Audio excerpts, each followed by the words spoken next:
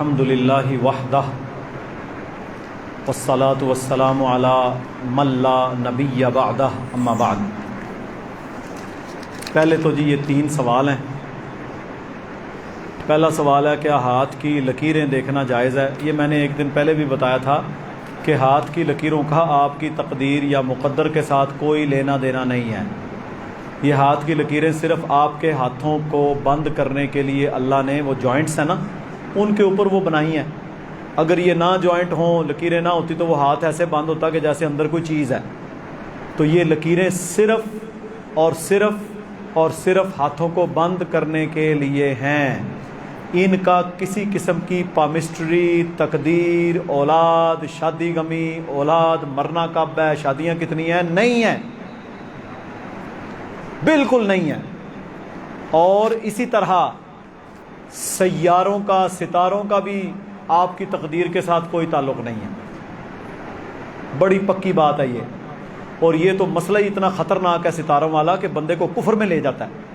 مثلا ستاروں کے 2 فائدے ہیں جو اللہ نے گنوائے۔ پہلا فائدہ، اللہ رب العزت نے ستاروں سے آسمان کو زینت بخشی، پتہ خوبصورت لگتا ہے آسمان۔ دوسرا، اس سے رستہ دیکھا جاتا ہے۔ پہلے ادوار میں تو تقریباً رلائے ہی سارا ستاروں پر تھا، جتنے بھی بحری سفر ہوتے تھے وہ ستاروں سے اپنا سارا وہ مشرق مغرب شمال جنوب اور وہ دیکھتے تھے، اور آج بھی اس کا استعمال ہے بس۔ اور تیسرا استعمال ستاروں کا کیا ہے؟ شہاب ثاقب۔ شہاب ثاقب، یہ شہاب ثاقب جو ہوتا ہے نا، یہ بنیادی تو کہتے ستارہ ٹوٹ گیا ہمارے ہاں۔ شہاب ثاقب کا قرآن میں بھی ذکر ہے، یہ شیاطین کو مارنے کے لیے۔ وہ شیاطین جو صحیح بخاری میں حدیث ہے، پہلے آسمان پر ضرب لگانے کی کوشش کرتے ہیں اور فرشتوں کی آپس کی گفتگو سنتے ہیں۔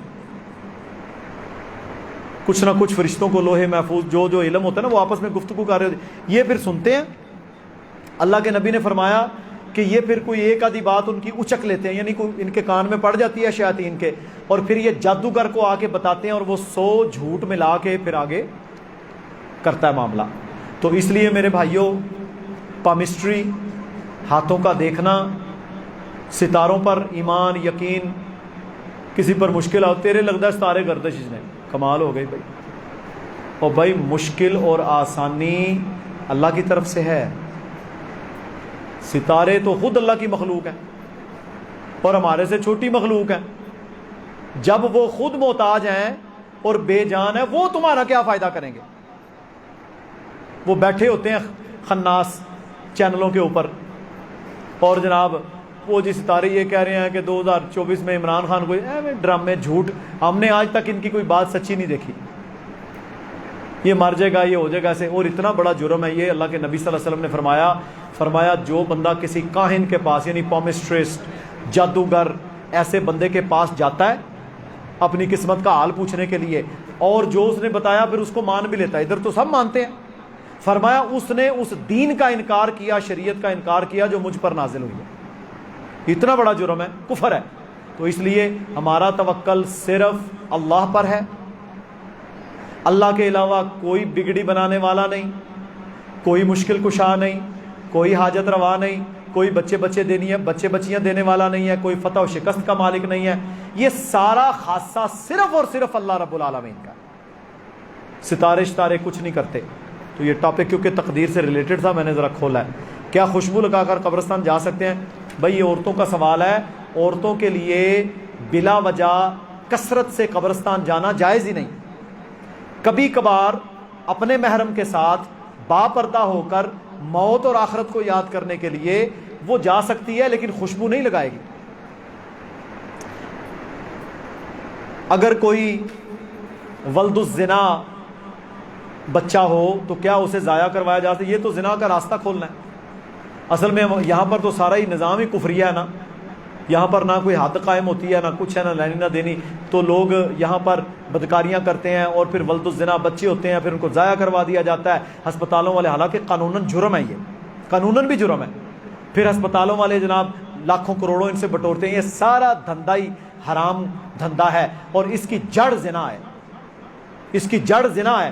محرم غیر محرم کا فرق نہ ہونا تو یہ چاہیے کہ اس بچے کو دنیا میں آنے دیا جائے. حدیث میں یہی ہے. ایک عورت سے معاملہ ہوا, صحابیہ تھی, غلطی ہوگی, اللہ کے نبی کے پاس آئیں, کہا جی میں نے یہ اپنے خلاف 4 بار گواہی دی.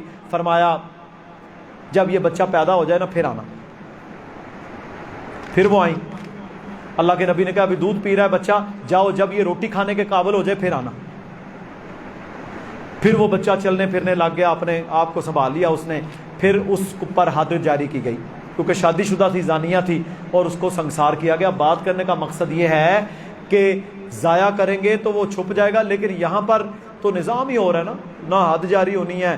اچھا ایک دفعہ کئی میرے پاس, اب میں آپ کو کیا مسجد میں بیٹھ کے بتاؤں, ہم ڈاکٹر ہیں, ہمارے پاس ایسے ایسے کیسز لوگوں کے آتے ہیں. کئی اسپتالوں والوں کو پتہ ہے میں شرعی مسائل جانتا ہوں, وہ ہم سے پوچھتے ہیں, آپ حیران رہ جائیں گے کہ ایک ایک لڑکی کتنے کتنے کیسز آ رہے ہیں. اور اسپتالوں والا کچھ مافیا ادھر ہے جو بے دین لوگ ہیں, وہ لاکھوں روپے لے کر غیر قانونی یہ کام کر رہے ہیں. بچوں کو ڈی این سی کیا جاتا ہے, ڈی این سی کرنے کے بعد اس عورت کو پھر آزادی مل گئی, وہ پھر وہی گندگی کرے گی. تو یہ بھائی بڑا خطرناک معاملہ ہے, بالکل ضائع نہیں کرنا چاہیے, ان پر حد قائم ہونی چاہیے. نماز کے بعد کلمہ شہادت پڑھنا نہیں, نماز کے بعد کلمہ شہادت پڑھنے کی کوئی دلیل نہیں. ہمارے ہاں مسجدوں کے اندر دیکھا ہے سلام پھیرا اور سارے مل کر لا الہ لا الہ الا اللہ پڑھنا شروع ہو جاتے ہیں, ساتھ سارا لاتے ہیں, اور آخر میں ایک دفعہ محمد رسول اللہ پڑھ لیا. اس کی کوئی دلیل نہیں ہے. اللہ کے نبی صلی اللہ علیہ وسلم کے بارے میں یہ بالکل واضح ہے کہ آپ صلی اللہ علیہ وسلم کی نماز کا خاتمہ حضرت عباس بیان کرتے ہیں, صحیح بخاری میں حدیث ہے, ہم اللہ اکبر کے ساتھ پہچان جاتے تھے, اور پھر اس کے بعد 3 بار استغفر اللہ, اللہم انت السلام و دعائیں ہیں. ہاں یہ پڑھ سکتے ہیں آپ, لا الہ الا اللہ وحدہ لا شریک لہ لہ الملک و لہ الحمد وہو علی کل شیء قدیر, یہ پڑھ سکتے ہیں. لیکن کلمہ شہادت مروجہ طریقے سے پڑھنا ثابت نہیں ہے, یہ بدعتی عمل ہے. اچھا جی, آج ہمارا ٹاپک ہے تقدیر کے حوالے سے, بڑا اہم ٹاپک ہے. یہ بھائی لکھنے والا ہے. تقدیر کا لفظی مطلب ہے اندازہ لگانا, اور اللہ کا اندازہ کبھی غلط نہیں ہوتا. ہمارا اندازہ تو غلط ہو جاتا ہے نا. یعنی ہمارے لیے جو ہے نا 3 ہے نا, ماضی, حال اور مستقبل. اللہ کے نزدیک پاسٹ, پریزنٹ اور فیوچر میں فرق ہی کوئی نہیں.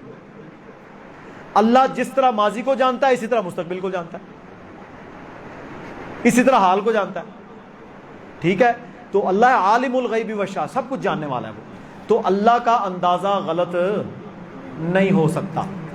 ٹھیک ہے.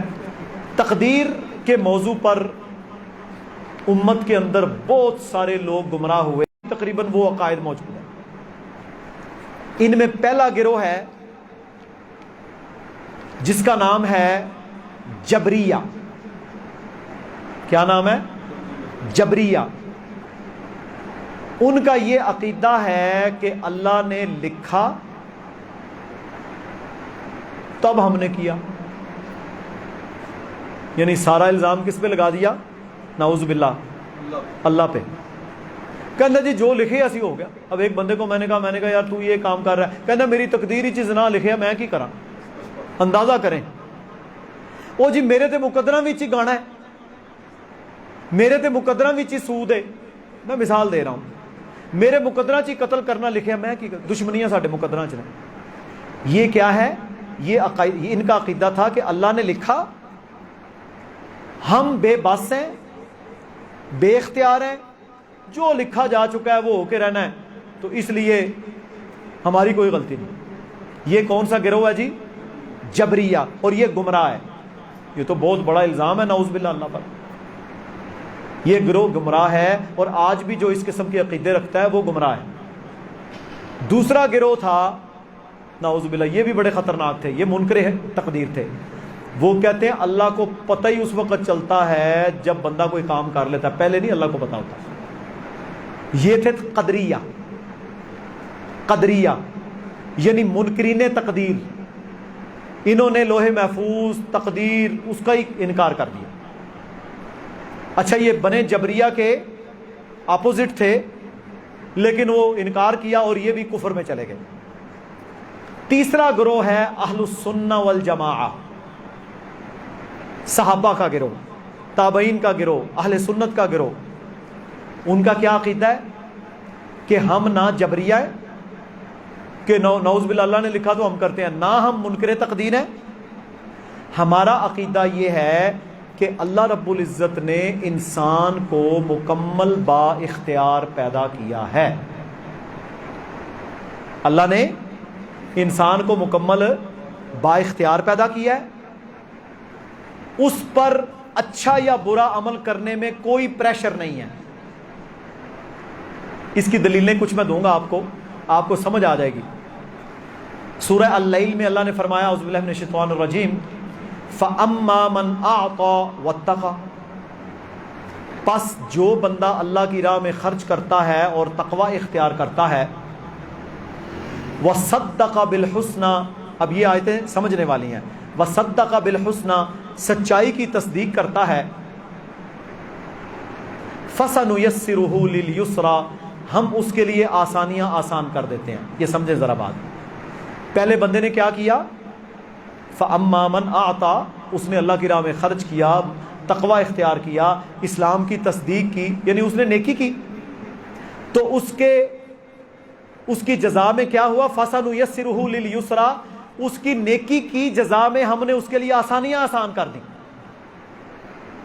دوسرا وَأَمَّا مَنْ بَخِلَ وَاسْتَغْنَى، وہ جس نے بخل کیا، اپنے آپ کو غنی سمجھا، وَكَذَّبَ بِالْحُسْنَى، سچائی کی تکذیب کی، فَسَنُيَسِّرُهُ لِلْعُسْرَى، تو ہم اس کے لیے مشکلیں آسان کر دیتے ہیں. ثابت کیا ہوا کہ عمل بندے کا ہوتا ہے، اس کے بعد اس عمل کے مطابق جزا ملتی ہے. بندے کے عمل کے مطابق جزا ملتی ہے، یہ نہیں کہ نعوذ باللہ اللہ نے لکھ دیا. اللہ نے لکھا ضرور ہے، وہ میں بتاتا ہوں آگے. پھر سورہ دہر میں اللہ نے فرمایا اِنَّا هَدَيْنَاهُ السَّبِيلَ، میں نے تمہیں راستہ دکھا دیا، اِمَّا شَاكِرًا، چاہے شکر گزار بنو، وَإِمَّا كَفُورًا، چاہے کفر والے بنو. کتنا واضح آیت ہے کہ میں نے تمہیں راہ دکھا دیا ہے، شکر کفر یہ تمہارا اختیار ہے. پھر تیسرے مقام پر اللہ نے فرمایا سورہ الکہف میں وَقُلِ الْحَقُّ مِن رَبِّكُمْ، آپ ان سے کہہ دیجئے حق تمہارے رب کی طرف سے آ چکا ہے. فَمَنْ شَاءَ فَلْيُؤْمِنْ، پس جو چاہے ایمان لے آئے، وَمَنْ شَاءَ فَلْيَكْفُرْ، اور جو چاہے کفر میں آ جائے. حق آ چکا ہے، آپ کو اختیار ہے. بات سمجھ آ گئی ہے؟ تو اہل سنت کا ہمارا کیا عقیدہ ہے کہ بندہ انسان مکمل با اختیار ہے، اس کے اوپر کوئی جبر نہیں. اور یہ کہنا کہ اللہ کو پتہ نہیں، اللہ کا اندازہ بڑا زبردست ہے. میں اس کی مثال دیتا ہوں. وَلِلَّهِ الْمَثَلُ الْأَعْلَى، ایک بندہ ہے، اس کا ذاتی سکول ہے، وہ اس کا مالک ہے، اس نے آگے ٹیچر رکھے، بچے ہیں، ساری کلاسز ہیں، اس کی ساری کلاسز وہاں پڑھتی ہیں. اب وہ لائق بچے جو ہیں ان کے پیرنٹس کو بلاتا ہے، کہتا ہے جی آپ کے بچے بہت اچھے ہیں، انشاءاللہ یہ پوزیشنز پہ آئیں گے. پروفیسر ہے، عام بندہ ہے یار. پھر ایک بندے بابے کو بلاتا ہے، انہوں کہتا ہے تیرا پتر ہے نکھٹو، اے نہیں پاس ہوتا. اچھا وہ بچہ فیل ہو جاتا ہے. اب وہ بابا آ کے جناب اس کو کہتا ہے، گریبان پکڑ لیتا ہے کہ پروفیسر صاحب آپ نے کہا اس لیے یہ فیل ہوا. یہ بات سمجھیں ذرا، آپ نے کہا ہے، آپ کے کہنے کی وجہ سے یہ فیل ہوا ہے، ورنہ اس نے پاس ہو جانا تھا. اچھا وہ پروفیسر کے کہنے کی وجہ سے فیل ہوا ہے، پرنسپل کے نہیں، وہ اپنے کرتوتوں کی وجہ سے فیل ہوا ہے. پروفیسر کو یہ پتا چل گیا تھا، تو تجربہ تھا نا اس کا، کہ اس کے جو لچھن ہیں ایسے ہیں کہ یہ پاس نہیں ہو سکتا، اس لیے وہ فیل ہو گیا. تو میرے بھائیوں، اللہ رب العالمین جو عالم الغیب والشہادہ ہے، اسے پتہ ہے یہ زنا کرے گا، جرم کرے گا، قتل کرے گا اور یہ جہنم میں جائے گا، تو اس کے لیے جہنم لکھ دی اللہ نے. یہ نہیں کہ اللہ نے لکھی کہ یہ زنا کرے، جرم کرے، بلکہ اس کے کرتوتوں کی وجہ سے لکھی. پروفیسر دنیا میں اگر اتنی سی بات بتا سکتا ہے اور وہ اکثر ٹھیک ہو جاتی ہے، اللہ کا اندازہ ہی بڑا شاندار. بات سمجھ آ گئی ہے؟ اسی طرح کہتے ہیں جی، حدیث میں الفاظ ہے نا، ایک بندہ نیکی کرتا ہے، ہوتا منافق ہے، آخر میں جا کے ایسا گناہ ہو جاتا ہے جہنم میں چلا جاتا ہے. وہ ظلم ہو گیا جی، ظلم ہو گیا جی، ظلم ہو گیا. ساری زندگی نمازاں پڑھتا رہا، ایک گناہ کی وجہ سے اس کو آپ نے جناب جہنم میں ڈال دیا. ہم نہیں مانتے اسلام کو، یعنی کافر نا یہ بھی دیتے ہیں، یہ بڑی دلیل دیتے ہیں. ساری زندگی وہ نمازیں پڑھتا رہا ہے، اس نے قربانیاں دی ہیں، اور جناب ایک غلطی ہوئی ہے نا، اس سے شرک ہی کیا نا اس نے، سارا ہی تسی پانی پھیر دیتا ہے.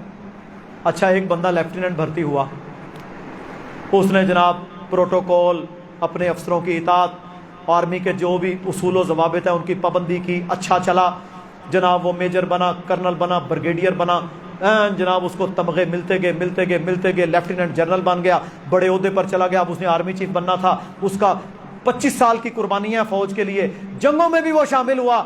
لیکن لیفٹیننٹ جنرل بننے کے بعد وہ ہندوستان کو راز بیچنا شروع ہو گیا. کورٹ مارشل ہوا، کورٹ مارشل میں انہوں نے کہا اس کو قتل کر دو. اب وہ آگے سے روتا ہے، کہتا ہے میریاں 25 سال دیاں قربانیاں اور تم لوگوں مجھے قتل کرنا چاہتے ہو، تمہیں شرم نہیں، تم ظالم ہو. اس کی بات ٹھیک ہے کہ غلط ہے؟ غلط ہے. کورٹ مارشل کرنے والا حق پہ ہے. تو 25 سال اچھا رہا، تجھے جزا ملتی رہی، اب تو غدار ہو گیا، تو دشمن کو راز بیچتا ہے، اب تیری پچھلی ساری قربانی پر لکیر پھر گئی. تو اگر شرک کر لیا اس نے، دنیا کا سب سے بڑا گناہ، اور وہ ظاہراً بڑا نمازی پرہیزگار حاجی بنا ہوا تھا، اللہ نے اسے جہنم میں ڈال دیا، تو یہ کیسے غلط ہے؟ یہ تو دنیا کے اصول کے اوپر بھی اچھا ہوتا ہے نا. کورٹ مارشل غدار کو جناب سولی پہ لٹکاتے ہیں، ساری اس کی تمغے اور اس کی وہ واپس لے لی جاتی ہیں. کیوں؟ یہ غدار ہے. وہ یہ نہیں کہہ سکتا جی میری 25 سال کی خدمت کا کوئی جزا تو دینا. وہ کہتے ہیں تیری یہ ایک غلطی اتنی بڑی ہے کہ تیرے سارے کیریئر کو اس نے خراب کر دیا. شرک اتنا بڑا گناہ ہے کہ اگر تم نے کر لیا تیری ساری زندگی کی نیکیاں بھی کچھ نہیں. یہ بھی بات سمجھ آ گئی جی؟ ٹھیک ہے. تو تقدیر میں اللہ رب العالمین نے واضح طور پر اپنے اندازے کے ساتھ چیزوں کو طے کر رکھا ہوتا ہے. اور پھر ساتھ کیا فرمایا؟